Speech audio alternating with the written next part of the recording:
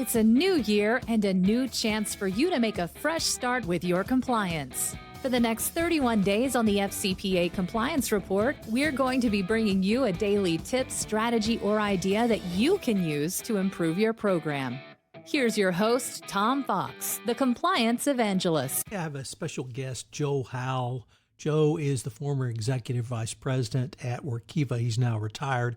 And I visited with Joe on the idea or issues around boards and governance and compliance. I know you'll enjoy this interview with Joe Howell on 31 Days to a More Effective Compliance Program. What is the role of the Board of Directors in management of a best practices compliance program? Where does tone at the top start? With any public or most private U.S. companies, it should start with a Board of Directors. But once again, what is the role of the Board of Directors in overseeing compliance? First, a board should not engage in management, but should engage in oversight of the compliance function. The board does this through asking hard questions, risk assessments, and identification. So what are 6 general principles to help guide a board through the area of risk governance? They can be summarized as follows. Define the board's role.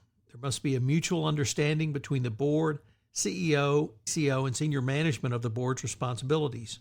2, foster a culture of risk management.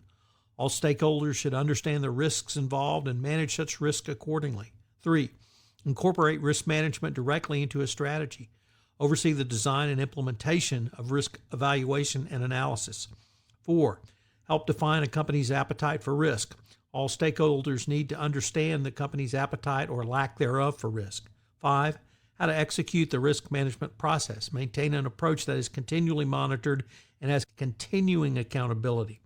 6, how to benchmark and evaluate the process. Systems need to be installed which allow for evaluation and modification of risk management processes as more information becomes available or facts or assumptions change. All of these factors can be easily adapted to the compliance and ethics risk management oversight.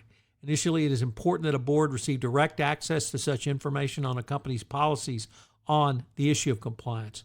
A board should have a quarterly or semi-annual report from the company's CCO to the Compliance Committee.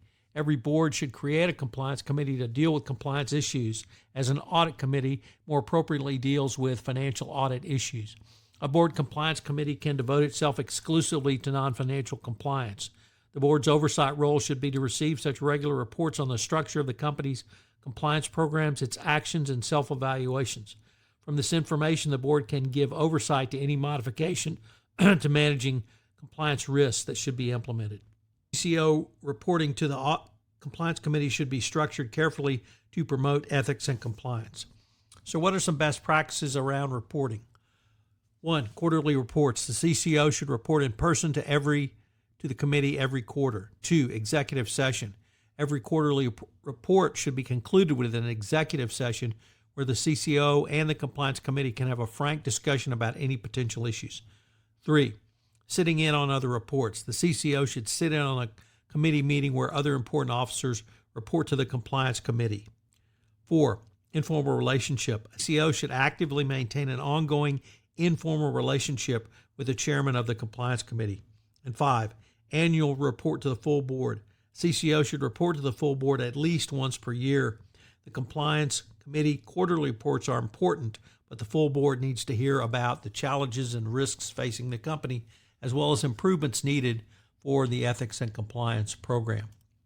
So what are today's 3 key takeaways?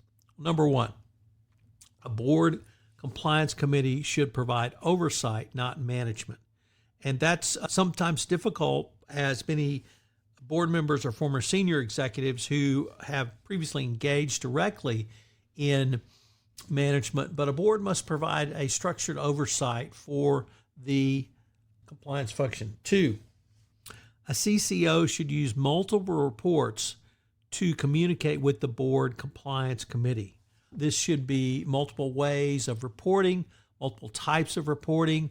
Both data analytics and qualitative reports should be included as well.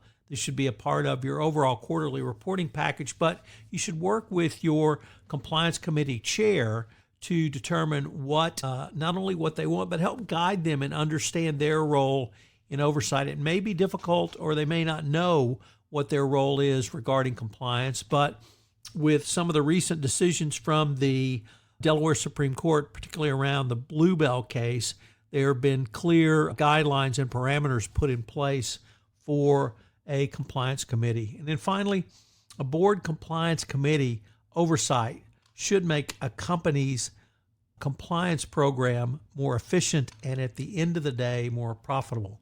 And why is board oversight help increase profitability? If you think about the board oversight as a compliance internal control, you begin to see how the improvement of the processes around around compliance can be facilitated by more thorough board involvement through the oversight process. So it's one more step which will make more effective compliance, equating to more efficient processes within an organization, and at the end of the day, the company will become more profitable. Thank you for listening to this episode of 31 Days to a More Effective Compliance Program, where we're going to take a look at the role of the Board of Directors in a best practices compliance program. This production of 31 Days to a More Effective Compliance Program is a special production of the Compliance Podcast Network. I hope you will join me again tomorrow. This podcast is a part of the C-Suite Radio Network. For more top business podcasts, visit c-suiteradio.com.